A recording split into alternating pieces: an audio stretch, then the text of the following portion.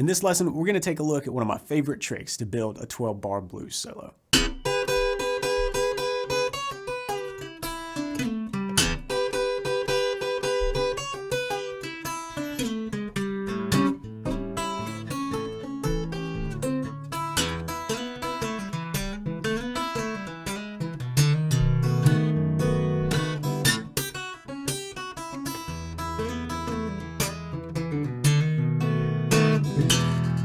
Welcome to Tuesday Blues number 400. Wow, number 400. Hey, we're still going to have a lesson. We're going to get to that. But before we do, I just have to say thank you. This is number 400. There are 400 Tuesday Blues lessons out there. That's nearly 7.5 or over 7.5 years of these weekly lessons.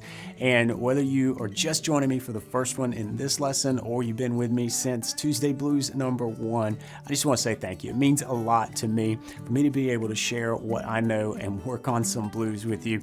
It's a joy, and I appreciate it. And a special thanks goes out to all of my premium members. I literally could not do this without you. Thank you so much. And now let's get on with the lesson.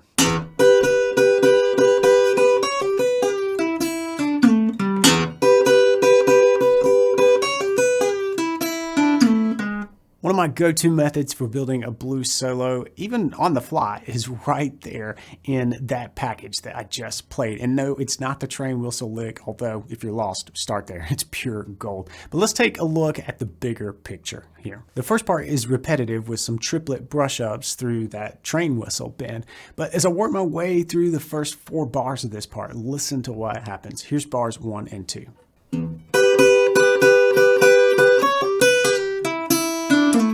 All right, and here are bars 3 and 4.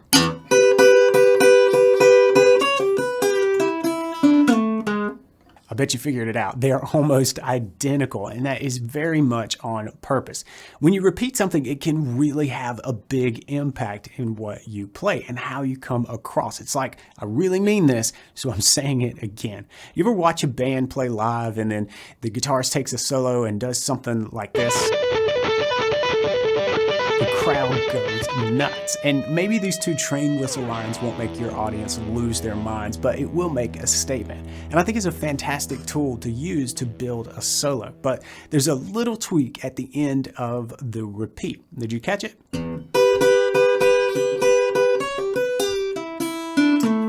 The last beat or so before a chord change is really important, and that moment should not be wasted. So even if you're going for repetition, try altering the end of the lick slightly as you move or as you lead the music into the next chord. Speaking of the next chord, here's a little throwback to Tuesday Blues number 1 and 2 that I like to call the chordy lick.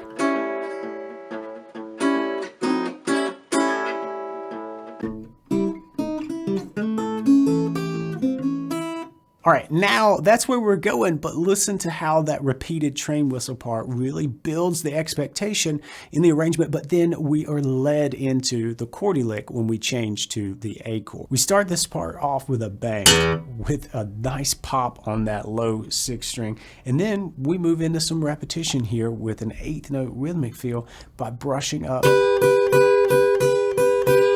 through our train whistle lick. Now the train whistle lick is happening 7th fret 1st string and the 8th fret on the 2nd string there. So that's our B and G. So we get a real E minor presence here. Really perfect for this bluesy sound that we're going for. So 1 and 2 and 3 and 4 and then we move into a triplet. And I'm dropping down, and maybe this is a bit unconventional, but I'm just going back and forth with my picking with the thumb and index here. And then I'm going to do this cool little bending move.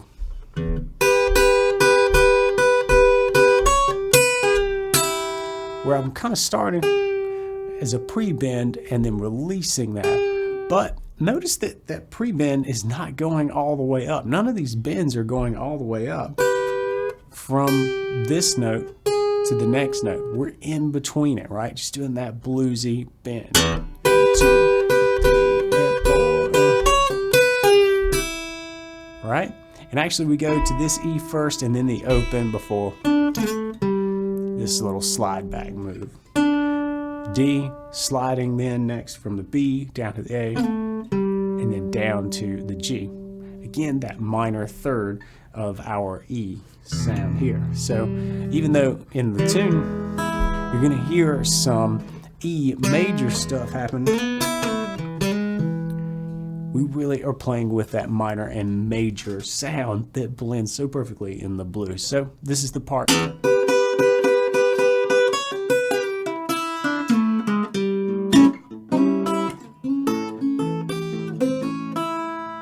We use the idea of repetition later in the arrangement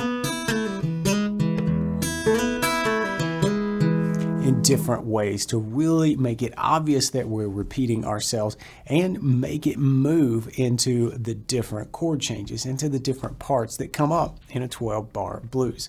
We'll unpack the rest of the arrangement in the premium membership. So if you're a member, check out Tuesday Blues lesson number 400. In many ways, this is the opposite of the tried and true call and response method to crafting a blues solo. This is more like the call and call and call again, and then maybe lead. Try this with your own licks in your next bluesy jam, and let me know how it goes in the comments. If you learned something, please give this video a thumbs up and consider subscribing to the YouTube channel. And if you want to go deeper and see some of the cool things that we're doing inside BGI's premium membership, then you can join at the link right over here. I hope to see you inside my BGI, and until next time, practice smart and play on.